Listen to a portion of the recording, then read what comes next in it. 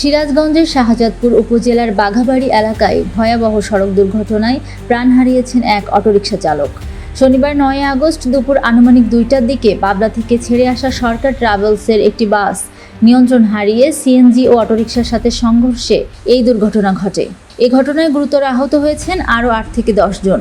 নিহত ব্যক্তি হলেন পোতাজিয়া মধ্যপাড়া গ্রামের গনি শেখের ছেলে বাহাদুর শেখ। বেলা ৩টায় হাটিকুমরুল থানা পুলিশের ভারপ্রাপ্ত কর্মকর্তা ওসি রৌফ আলী ঢাকা প্রতিদিনকে বলেন, অনুমান ১:১০ থেকে ১:২০ মিনিটের মধ্যে এই বাঘাবাড়িতে সরকার ট্রাভেলসের একটি বাস, কেউ বলতেছে নিয়ন্ত্রণ হারিয়ে, কেউ বলতেছে ব্রেক ফেল করে। আমরা এখনো তদন্তাধীন বিষয়টা, ব্রেক ফেল করে হোক আর নিয়ন্ত্রণ হারিয়ে হোক, বেশ কয়েকটি অটো ভ্যান এবং সিএনজি কে চাপা দিলে ঘটনাস্থলে একজন মারা যায়। ঘটনাস্থলেই একজন অটোরিকশা চালকের মৃত্যু হয়েছে এবং গুরুতর আহত অবস্থায় ৮ থেকে ১০ জনকে হাসপাতালে পাঠানো হয়েছে।